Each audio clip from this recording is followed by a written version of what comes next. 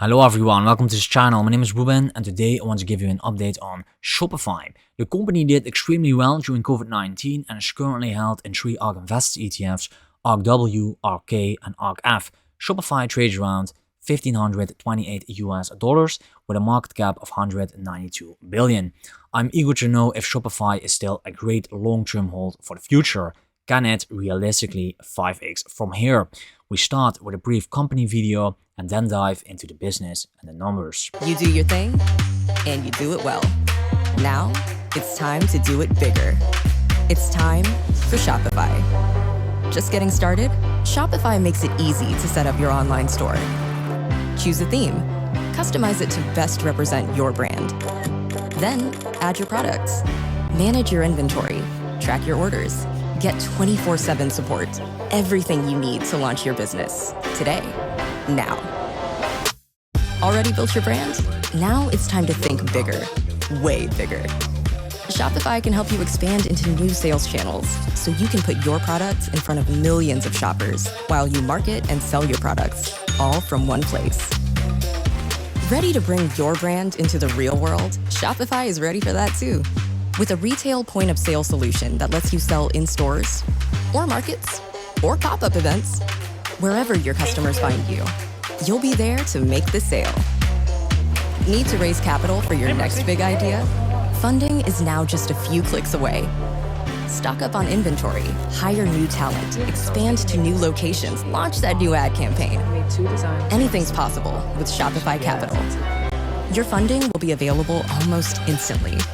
And with Shopify Payments, immediately accept credit cards, other popular payment methods, even different currencies. It's the fastest checkout experience possible, converting shoppers into customers.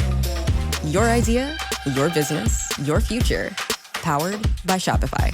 The company has 2 streams of business, subscription services and merchant solutions. In its subscription services segment, merchants pay a monthly fee for the use of its platform for point-of-sale transactions across regions and stores, as well as sales of apps, themes, and domains. Its merchant solutions segment's revenues primarily consist of payment processing fees, with referral fees, advertising revenue, and sales of POS hardware also included. Shopify's market. Shopify is the entrepreneurship company for merchants of all sizes. Whether you're like a small entrepreneur, a small medium enterprise, or a larger brand, they have the perfect subscription model for you. For the entrepreneur, it's the cheapest, starting with $29 per month. For small and medium enterprises, you can get Shopify for $79 a month or Advanced for $299. And for a larger brand, they call it Shopify Plus subscription for at least $2K a month. The total addressable market for Shopify is anyone who wants to make more money from their site than they are paying for it. For small and medium enterprises, they put a number on it, which is $153 billion. Shopify's merchant acquisition is casting a very wide net. Looking at the entrepreneurs, they put their brand in studios, word of mouth, search engine marketing. Focusing on small and medium enterprises, they actually have a Shopify blog, content marketing, and Shopify support. And if you focus really on these larger brands, they have Shopify Plus sales, partner and affiliates, and global events. Shopify's merchant-first focus through product innovation is lowering barriers, simplifying operations, and catalyzing merchant sales. Shopify did a lot of innovation in the past. Here's an overview. They split it up in 2 growth phases. The first one is from 2004 to 2017, and the second one is from 2018 to 2021. Focusing on the first growth phase, they really started building this ecosystem, retail, payments, and Shopify Plus platform. They also introduced multi-channel from Pinterest, Facebook, Amazon, and Twitter. And the second growth phase, at least what I got from the conference call, is focused on 3 things. The first one is international expansion. They really want to grow internationally. The second one is Shopify fulfillment. So it's not only about building these warehouses, but also optimizing the software. And the last thing will be social e-commerce, which I will talk later about. There's a rich and extensive partner ecosystem. Favorable terms encourage greater innovation on behalf of the merchants while increasing the opportunity for developers to grow their businesses. They currently have more than 7,000 apps that are an extension of product capabilities. And they also have more than 43,000 ecosystem partners. And looking at the referral, they referred at least 1 merchant to Shopify in the last 12 months. so Shopify is still growing. Shopify has a strong and competitive market position. Here's the share of US retail e-commerce sales of 2020. Amazon, unsurprisingly, has the biggest market share of 39%, leaving Shopify at the second place with a market share of 8.6%. The other companies are smaller, leaving the third place for Walmart with a share of 5.8%, while Shopify is still growing. In May, Google announced a deepening of its partnership with Shopify that would make it easier for Shopify merchants to reach their shoppers via Google Search, Maps, Lenses, Images, and YouTube. One of the significant growth drivers for Shopify will be social e-commerce growth. Let's listen to the conference call. Thanks for taking my question. I want to ask about this social commerce growth this quarter. And also you talked about these social networks as a good channel for your merchants to onboard their buyers. So since we heard recently these challenges from privacy issue with Apple ATT changes, that's been making it difficult for social platform for targeted ads, and your merchants rely on those platforms and third-party data for customer acquisition. So how should we think about the impact on your merchant traffic due to these challenges, and what could you do to help your merchants circumvent this challenge? Thanks, Eddie. So I think it's quite clear at this point that Shopify we believe the future of commerce is going to be everywhere. And the demand for more services to conduct commerce will continue to grow. And so as entrepreneurs grow and succeed, they will need multiple channels. We are seeing more commerce happen through Shopify on social channels. That includes Facebook channels, Pinterest, TikTok, Snap as well. And actually, the GMV contribution from social channels grew year over year. GMV attributed to social channels grew at several times that of online channels. And more shops were successful making sales through those channels in Q3 this year versus Q3 of last year. Part of the reason also we're introducing things like TikTok shopping is that it's not just a new channel, but it allows this organic product discovery right into the shopping, right into the videos, and also creates these new shopping tabs. So you will see Shopify show up in more of these surfaces where commerce can be conducted. In terms of on the ad side of things, look, near term, these changes, they may reduce the efficacy of ads. We think that these changes will further incentivize merchants to try other ways to connect with their buyers, on top of ads, of course, getting increasingly expensive. I think Google's earnings on Tuesday made it very clear that there are still very effective ways for merchants to find buyers. Longer term, we expect that merchants are actually going to benefit from further embedding commerce itself into other surfaces, and from things like retargeting tools, like Shop, for example, that give more control to the buyer. And that's why we continue to announce new partnerships. And so we actually think that by connecting more merchants on our platform with more buyers directly through these channels, they're not necessarily going to be affected by these changes in the long run. Nicholas Grues from ARK wrote an article about social e-commerce as the next wave in online shopping. He basically writes the following: implemented correctly, social commerce combines the convenience of online shopping with the network effects of social media, resulting in a powerful growth driver. As a consequence, many social media platforms are likely to adopt e-commerce solutions at the same time that traditional e-commerce sites embrace social features.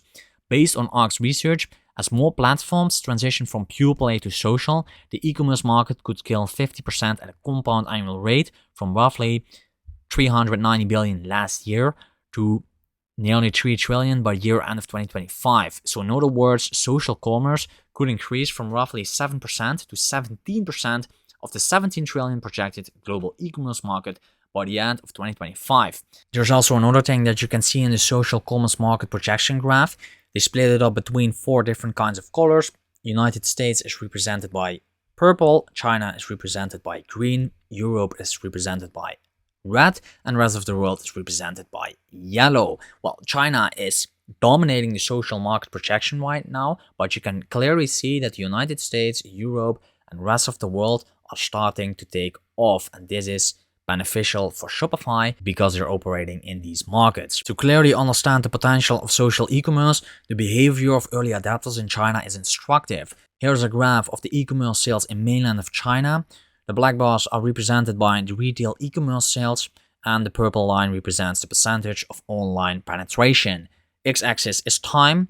The y-axis on the left represents the total retail e-commerce sales in billions of dollars, and the y-axis on the right represents the percentage of total retail sales.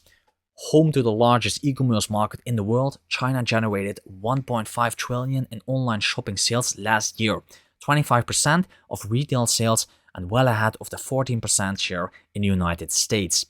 Given the maturity of its market, startup e-commerce players in China have resorted to social connections, adding a new dimension to shopping, which is social commerce. Why is social commerce scaling right now? First of all, lower payment friction thanks to the fintech solutions. Payment solutions like those from PayPal, Square, and Stripe are democratizing finance and lowering not only the cost to process payments, but also the barriers to entry. Any social platform or business now can incorporate common solutions on its website. Second, off-the-shelf infrastructure. Back-end services connecting inventory management, logistics, front-end user interfaces, and third-party integrations have got the capital, expertise, and R&D necessary to set up e-commerce operations. Fulfillment as a service solutions such as Amazon, Shopify, and BigCommerce all allow their customers to create and scale online businesses easily, lowering the cost of entry to the point that some vendors never see the products that they sell. This business model is called dropshipping. And 3, the accelerated adoption of social media platforms. The adoption of social commerce is accelerating now that the traditional social media platforms like Facebook, Twitter, Snapchat, and Pinterest are integrating commerce features. Thanks to in-app shopping, ARK believes that the social media platforms are likely to transition from lead generators at the top of the funnel to full-stack commerce providers. The goal of every online platform in the world, funnel compression could also mark the next leg of growth for social commerce. Fantastic. Thank you for taking my question. When we look at this, the past quarter and some of the recent announcements, you guys launched Shopify Markets, signal for a new B2B offering in the first half of 22 at your Commerce Plus event, and also announced this global ERP program. I mean, should we view the culmination of these events as Shopify making a real push for the largest of the large retailers, or is this just consistent with how you guys have been playing the market? Thanks for the question, Ken. It's Harley here. So a couple things. I think when you look at things like Shopify Markets, for example, which really is going to make it so that any merchant that uses Shopify is default global from day one. That's not just about larger merchants. We think that commerce is not just going to be done across every country, but it's also going to be done across every surface area. It's the reason why you hear us talking about things like TikTok, for example, or Spotify or Roku, because we think that the future of retail is going to happen everywhere. And if we want to be the central retail operating system for the best brands, the best retailers, that's how we have to show up. So I would say that when it comes to things like Shopify Markets, the idea really is to make it really easy for anyone to access a global consumer base. And it's not just for the larger brands. When it comes to things like ERP, for example, there's two things there. The first thing is, yes, some of our homegrown success stories, some of those merchants that started their mom's kitchen table, they've grown from cradle to scale. They are now going public. You saw Figs go public, and you see companies like Allbirds doing incredibly well, or Oatly. So we want to make sure that there is no ceiling on what you can do on Shopify, that you can start with us, but you can grow really, really large, never have to leave the platform. On that same note, what you're also seeing is more established brands are also coming to Shopify. I mentioned some of those brands earlier in my prepared remarks, but when you see these more established brands that are migrating from existing, company like Dockers, for example, or Kenneth Cole or Spanx or L'Occitane, they want to make sure that they can do everything they need to do with Shopify and not have to look elsewhere. And so these ERP integrations simply allow larger brands to more easily migrate onto Shopify. And that's happening now at an amazing pace. So all these things are meant to make it easier for small business to get bigger, but it's also meant that larger businesses continue to future-proof their business and do it all with Shopify. Shopify has strong revenue growth, so when their merchants on the platform benefit, Shopify also benefits. You can really see that the revenue is going up. In the third quarter of 2021, revenue was up plus 46% year over year, and they generated a total revenue of $1.12 billion. The smallest portion is generated from the subscription solutions, which is the green color, and the majority of the revenue is generated from the merchant solutions, which is the cyan color. The Q3 year-over-year monthly recurring revenue growth normalized on a higher base, so more new merchants are building businesses on the platform. Compared from the third quarter of 2016 to the third quarter of 2021, Shopify generated a compound annual growth rate of plus 43% from 16.3 million to 98 $0.8 million in the last quarter. There is also continued strength in year-over-year subscription solutions revenue growth in the third quarter of 2021, with a total of $336.2 million, plus 37% year-over-year. They split the subscription solutions revenue up in 3 different kinds of segments. The largest contributor is the monthly recurring revenue core of 63%. After that, you have the cyan color, which is monthly recurring revenue Shopify Plus, that is 23%. And then you have the smallest part, the light orange color, 14%, which represents apps, themes, domains, Shopify Plus fee revenue. Shopify had strong, consistent gross merchandise volume growth. Merchants are joining, scaling, and succeeding on Shopify.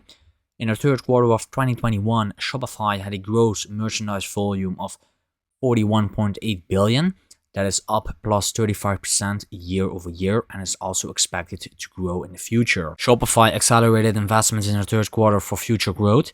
Strong revenue growth is backed by strategic allocation for capital. The chart depicts operating leverage, which is measured using adjusted operating expenses as percentage of revenue. From 2016 to 2020, that has been going down from 57% to 39%. However, if you look at the third quarter of 2021 and compare that to last year, it has been going up from 37 to 42%. And consists of 4 components: adjusted general and administrative expenses 5%, adjusted research and development of 11%, adjusted sales and marketing of 17%, which is the largest component, and then the smallest component is transaction and loan losses of 2%. So what are Shopify's opportunities? Shopify is quickly becoming an online herald for small and medium businesses in most parts of the world. It is a go-play ecosystem solution for smaller businesses. Shopify remains the undisputed leader in that sector with the greatest market share. It is distinctive in that it produces software that works well. Shopify is building infrastructure to keep larger businesses on the platform. So if you start small and grow during the time, you have no reason to leave the platform anymore. On top of that, Shopify is targeting larger firms. So wholesale will be a key strategic point for the future. It shows strong growth and begins to resemble a pure play of Amazon. The next phase will be the international market. Global e-commerce is a major opportunity for merchants to grow their business. The company also keeps investing in future opportunities. One of them is Shopify Fulfillment. They continue to build fast, reliable, simple use of fulfillment. Shopify is still in the product fit phase, as I said earlier this year, and the current focus is on building the software, but also optimize the network. Shopify believes the future of commerce is going to be everywhere. As explained earlier, social commerce is expected to grow significantly globally, especially in North America and Europe. China is already leading the way. Active interest in merchant empowerment makes it a welcoming destination for entrepreneurs and transitioning brick-and-mortar businesses. The company keeps announcing new partnerships. Shopify expects the merchants are actually going to benefit from further embedding in commerce itself into other services and from things like retargeting tools like Shop, for example, that give more control to the buyer. The company's unobtrusive, steady, and ever-present support of this ecosystem around the world will likely to continue to deliver growth as well as hold and deliver value over a long-term horizon. Shopify has recently started showing profit, and its free cash flow that has been increasing. I feel the company can easily coexist with Amazon. Shopify is one of the few profitable companies among public e-commerce companies, and it has enough cash to stay in business for the years to come. Its competitors, in contrast, are burning cash. Amazon may become a threat with sales also from other means, but it is not one now. If Amazon does indeed become a threat someday, the two companies will essentially form an oligopoly. What are Shopify's risks? Shopify is not the only option in e-commerce tech. Several challengers present attractive alternatives. BigCommerce is Shopify's biggest competitor due to its huge range of powerful sales features, while Volution offers great analytics for tracking your store's data. WooCommerce is self-hosted, which brings technical challenges but gives you more control. How about the growth? Well, to continue its impressive growth rates, Shopify will have to spend to reach new markets and provide more efficient offerings.